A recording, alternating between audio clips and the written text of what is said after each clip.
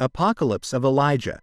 The Apocalypse of Elijah is an apocryphal text that, although less well-known than other apocalypses, plays a significant role in both Jewish and Christian apocalyptic traditions. It presents a narrative of visions and prophecies attributed to the prophet Elijah, one of the most revered figures in both traditions, known for having ascended to heaven without experiencing death. 2 Kings chapter 2 verse 11. This text is particularly valuable because it combines elements of apocalyptic literature with the prophetic figure of Elijah, exploring themes such as the coming of the Antichrist, the persecution of the righteous, and the final judgment.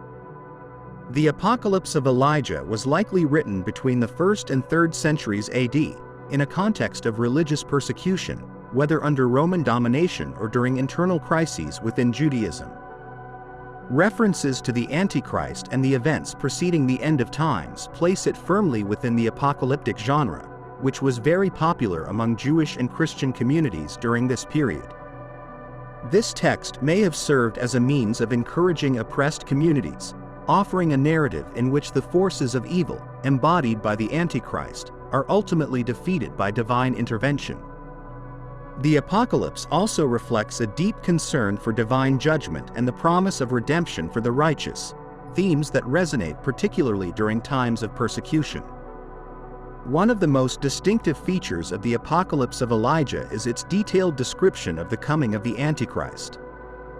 According to the text, the Antichrist will be a false Messiah who will rule the world and seduce many with his power and promises. He will deceive the unbelievers and persecute the faithful, causing great suffering among the righteous. However, despite his temporal power, the reign of the Antichrist will be brief. The account of the Antichrist in this apocalypse is particularly vivid, describing him as a being who will imitate many of Christ's actions but will serve as an agent of evil. He will use false miracles and deceive the nations into worshiping him. This description is consistent with other apocalyptic works and is a clear response to the eschatological concerns of late Judaism and early Christianity about the arrival of false prophets and wicked leaders who will test the faith of the righteous. The Apocalypse of Elijah describes a period of great tribulation for the righteous, who will suffer persecution under the rule of the Antichrist.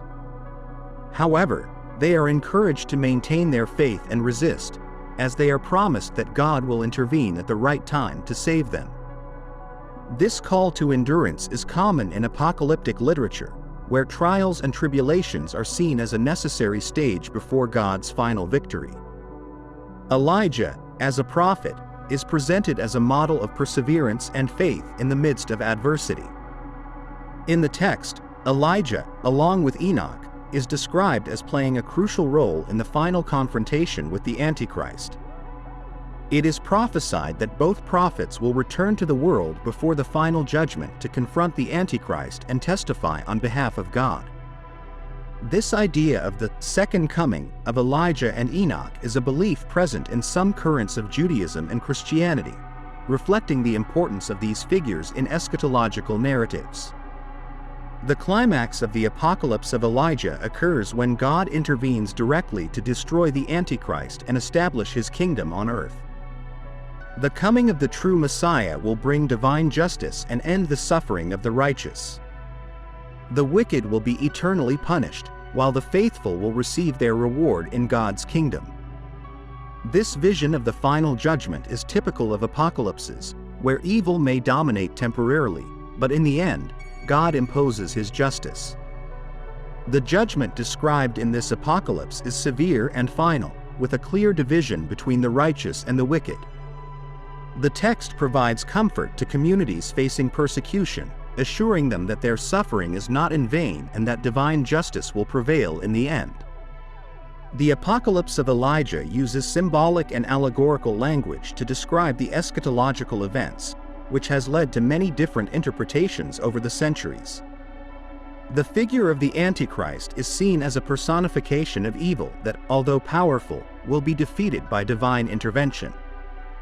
This narrative reflects common apocalyptic concerns in late Judaism and early Christianity, where political and social crises led many to hope for God's direct intervention in history.